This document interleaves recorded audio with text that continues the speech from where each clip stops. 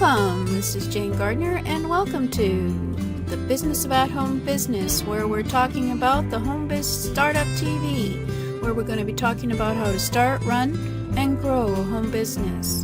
And today we're going to be talking about subjects that are of interest to anyone who wants to run a home business. So I'm Jane Gardner, and let's get started. I'll be telling you about this show right about now. Who is your customer?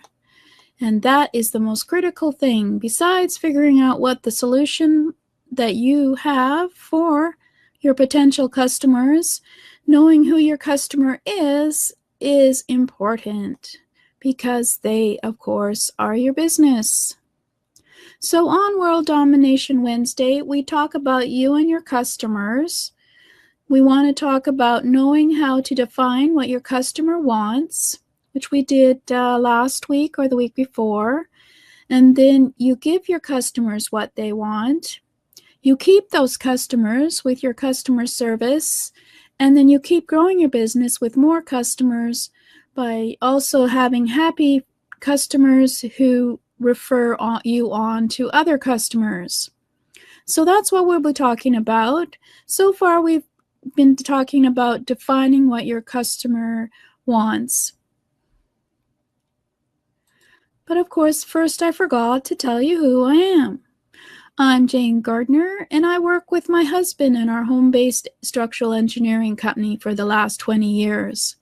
About 3 years ago, I went onto the internet to see how I could help other people who might be interested in having their own home-based business or being an entrepreneur, which gives you the freedom and the control over your life, as well as, of course, it's hard work, but it's also can be very rewarding. So we live over in Western Canada. We have dogs and cats, and I'm an artist, and I love doing memes. So you might see me on the internet doing a lot of memes.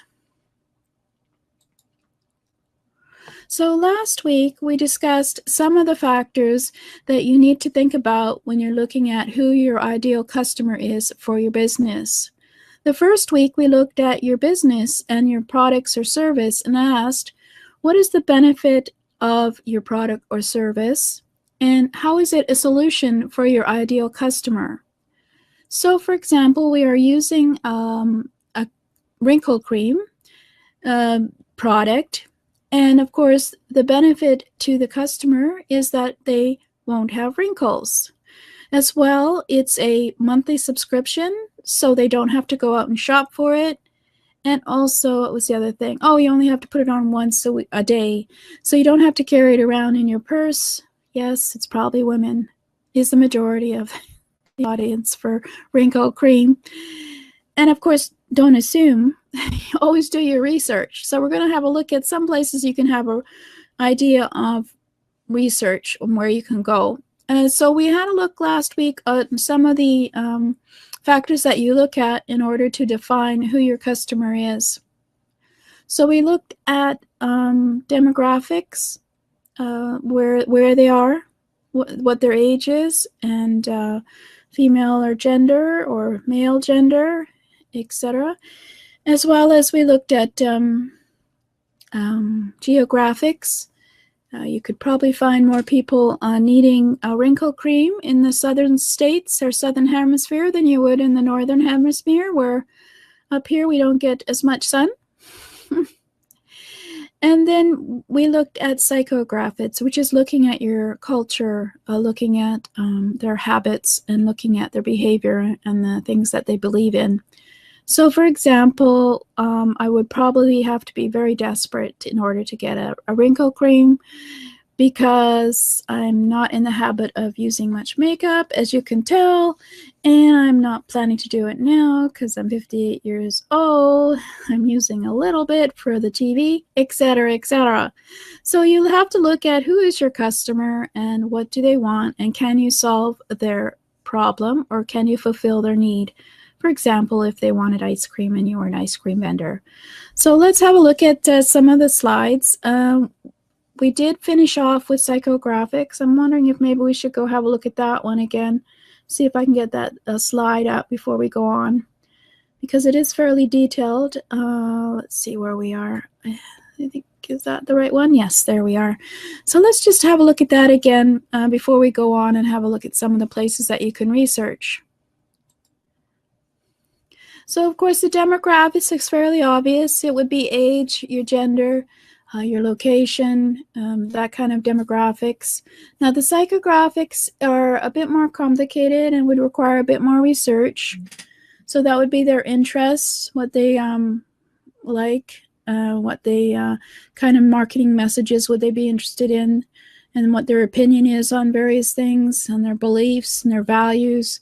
What is the goal they want to achieve, for example, or their attitudes toward things, and their purchasing motives. Why would they purchase something? Fear of loss, fear of pride, prestige. Do they want to save money, or do they want prestige?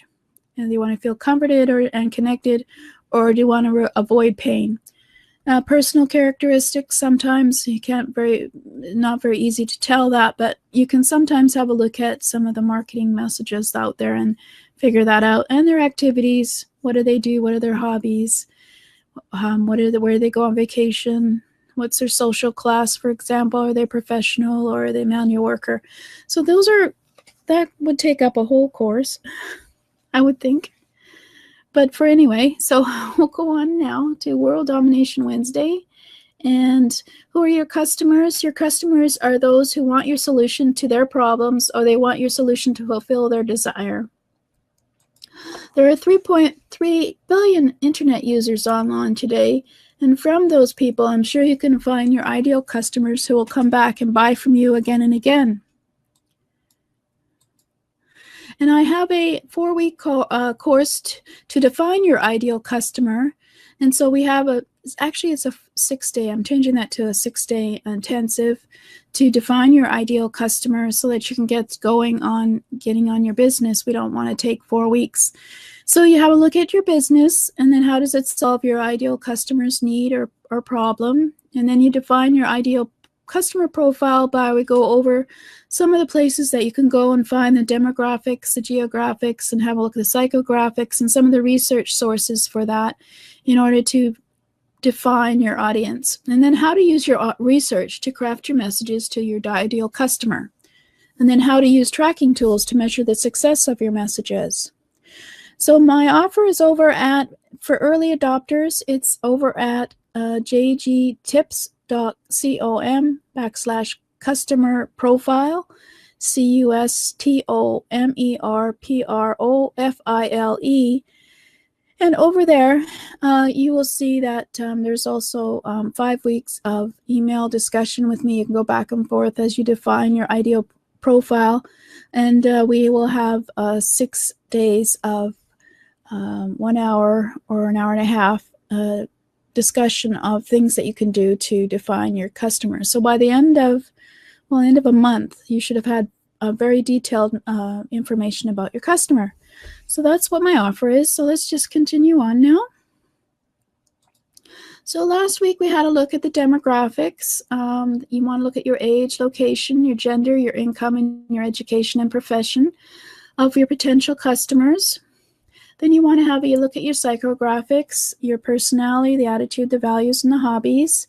And then I added in geographics because geographics does be taken into account, especially for things like beauty creams when you're looking at places for more exposure to the sun, etc., versus living up in Iceland. And today we're going to look at media and some of the ideas for places you can go to look at your media to research. And then next week we'll be looking at some of the a lot of the social media sites have a lot of their background data on the purchasing behavior of their clients, so we can have a look at that and see when do they buy and what are they looking for and what are they using currently and that kind of thing. So today we're going to have a look at one of the places that you can go and have a look at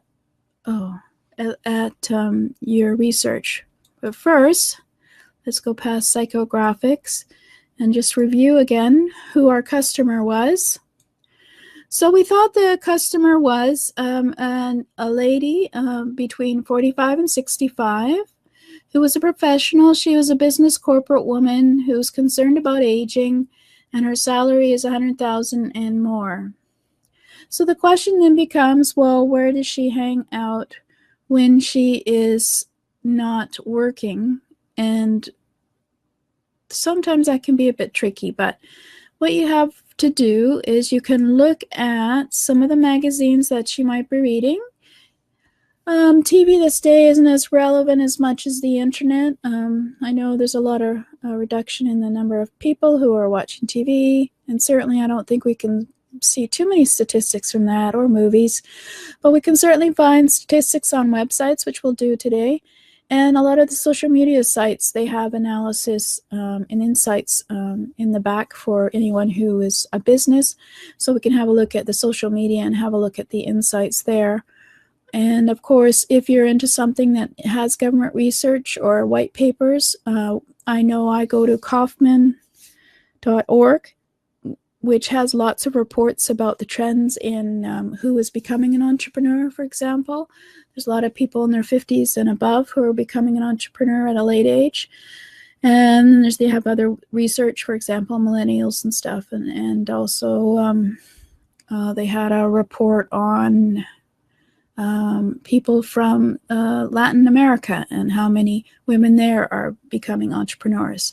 So you can certainly have go and look at government research. Any of the Small Business Administration information is available to you to have a look at, and I guess we should have looked at that today, but maybe we can look at that next time. I'll write that down. And but today we're going to look at Alexa, which is an Amazon company. And what they do is they go out and they track websites, and you have to pay for most of the times. So we're going to have a look at it first before my free find disappears. So I thought, okay, maybe my busy corporate woman might want to be reading or going on the website for Forbes because she wants to go up the ladder. I don't know. You make certain assumptions, of course. And on Alexa, you can pay to do research as well. But it is a very popular website. So it's 240 out of who knows how many websites in the world. And it's ranked 89 in the United States. So whatever data it has should be very relevant to anybody who works in America. And obviously the estimated unique visitors, etc. You have to have the advanced plan. But what we're looking at is down below, basically 50% of the visitors to Forbes magazine are from the United States. So, and they, when they're talking about bounce rate and daily page views, it's very good. They have only 30% bounce rate. And so, okay, let's have a look at where they're coming from. They're coming from Zappos, Google Alerts, Upwork, USPs. Oh, no, that's not US. Yeah, okay. The Iowa Caucus. I'm not sure why they came there, but anyway. So people are going and searching for work-related things. And then where did they go? Before the site, they were on LinkedIn, Facebook, Yahoo, Google. And that would help you realize where your people are hanging out. But of course, what are the kind of sites that link to Forbes? Well, Amazon, of course, Yahoo, eBay, Badu, I don't know what that is. And of course, there's Wall Street Journal, Business Week, etc. And other sites, of course, they have other sites as well. But where do they go on Forbes? What do they have a look at? Well, they look at the blogs. They look at topics. Most of the visitors go straight to Forbes.com. And let's just go further down here because who visits? The audience demographics. What is very interesting is I was quite surprised, so there you go, that the female population is actually more, it's above the internet average visiting Forbes, and the male population is below the internet average to visit Forbes. So women are going to Forbes to find out about business. And the education on average, the average is quite mostly, it's quite a good range, college, graduate, school. So there's no real skew towards higher education. And they browse mostly from school. So it must be mostly college, maybe, people that are looking at Forbes and looking at jobs, etc. So what this tells you is that this one does not have the income, but we're going to go to Oprah, and you would look at a magazine because they have a lot of statistics about income and education, etc. So on magazines like Oprah magazine or oops, sorry, I haven't changed it for you. Let's change this, please.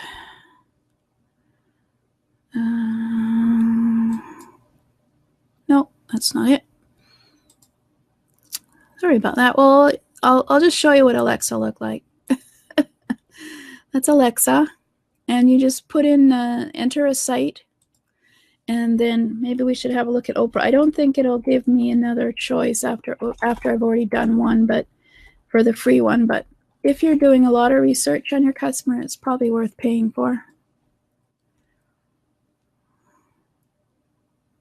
Oh, there we go. I think it actually showed us Oprah. So let's compare Oprah on the website. And it's 9,000. And it's a lower rank, 2,600. It has monthly visitors that they won't tell us about except if you pay. And of course, it has 70% coming from the US. And let's have a look where they're coming from. Well, they're coming from Oprah Winfrey. They're coming from Oprah, Super Soul Sunday, Tiffany Trump. I'm not sure why they're coming from there. And they go immediately afterward. Before, they go from Google, Facebook, Yahoo, and Huffington Post. But I guess what we want to have a look at is who the people are. There we are. Sorry about the scroll. And of course, there is 92%, probably at least, female who are coming to Oprah. And on average, they're graduate school or college. And they browse from home. So that will give you an idea of what time they have. So Oprah magazine, and most magazines have a media kit for people to figure out what their advertising rates are.